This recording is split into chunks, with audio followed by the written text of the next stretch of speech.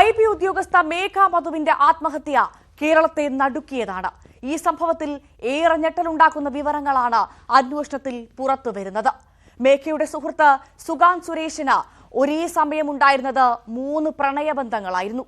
മേഘ ലൈംഗികമായി ദുരുപയോഗം ചെയ്യപ്പെട്ടതിനു ശേഷം തലസ്ഥാനത്തെ സ്വകാര്യ ആശുപത്രിയിൽ ചികിത്സ തേടിയതിന്റെ തെളിവുകളും അന്വേഷണ സംഘത്തിന് ലഭിച്ചു കഴിഞ്ഞു.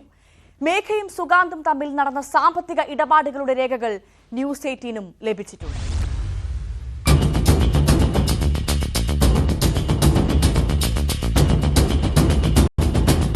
തിരുവനന്തപുരം രാജ്യാന്തര വിമാനത്താവളത്തിലെ എമിഗ്രേഷൻ വിഭാഗം IB ഉദ്യോഗസ്ഥയായിരുന്ന മേഘ മധു എന്ന 24 വയസ്സുകാരിക്ക് പുറമെ IBയിലെ തന്നെ മറ്റ് 2 വനിതാ ഉദ്യോഗസ്ഥരുമായി കൂടി സുഗാന്ത് സുരേഷിന് വളരെ അടുത്ത ബന്ധമുണ്ടായിരുന്നതായാണ് അന്വേഷണ സംഘത്തിന്റെ കണ്ടെത്തൽ.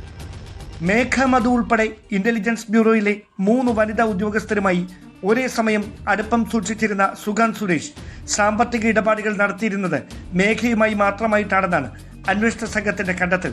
IB ഉദ്യോഗസ്ഥരും പോലീസും കൊച്ചിയിലെ സുഗാന്തിന്റെ താമസ സ്ഥലത്ത് നടത്തിയ പരിശോധനയിലാണ് ഇയാൾക്ക് മറ്റ് 2 വനിതാ ഉദ്യോഗസ്ഥരുമായുള്ള ബന്ധം വ്യക്തമാക്കുന്ന തെളിവുകൾ ലഭിച്ചത്.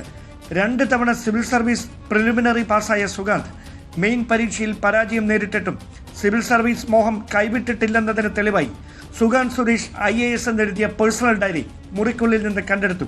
സിവിൽ സർവീസ് പരീക്ഷയിൽ വിജയിച്ചതിന് ശേഷം മാത്രം വിവാഹം മതിയെന്ന നിലപാടെടുത്ത സുഗാന്തിനെ ഉടൻ വിവാഹം നടത്തണമെന്ന് പറഞ്ഞ് മേഘ നിർബന്ധിച്ചിരുന്നതായും ഇതേ തുടർന്ന് ഇയാൾ യുവതിയുടെ പരുഷമായി പെരുമാറിയിരുന്നതായും ആണ് അന്വേഷണ സംഘത്തിന്റെ കണ്ടെത്തൽ.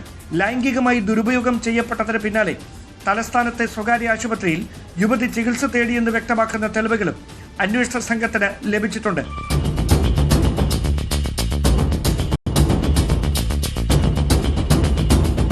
അതിനിടെ 2024 ഒക്ടോബറിനും ഡിസംബറിനും ഇടയിൽ മേഘയ്ക്ക് ലഭിച്ചിരുന്ന ശമ്പളം മുഴുവനായും സുഗാന്തിന്റെ ബാങ്ക് അക്കൗണ്ടിലേക്ക് കൈമാറിയതിന്റെ തെളിവുകൾ ന്യൂസ് 18 ലഭിച്ചു. മേഘയ്ക്ക് ദൈനംദിന ചെലവുകൾക്കായി 10,000 രൂപയും 15,000 രൂപയും വീതം സുഗാന്ത് പലപ്പോഴായി അയച്ചതിന്റെ ബാങ്ക് ട്രാൻസാക്ഷൻ രേഖകളും അന്വേഷണ സംഘം വീണ്ടെടുത്തിട്ടുണ്ട്.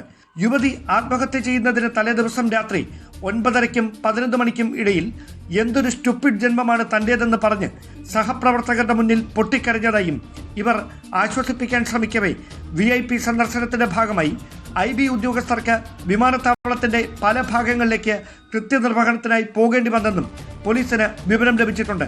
ലൈംഗിക ചൂഷണത്തിന് വിധേയയായ 24-കാരി വിവാഹത്തിൽ നിന്ന് സുഗാന്ത് സുരേഷ് പിന്മാറിയതോടെയാണ് ജീവനൊടുക്കാൻ തീരുമാനിച്ചതെന്നാണ് അന്വേഷണത്തിലെ കണ്ടെത്തൽ.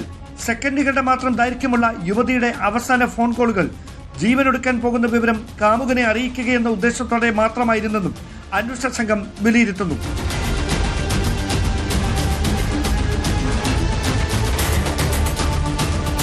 Dan Kurian, news 18, Thiruvananthapuram.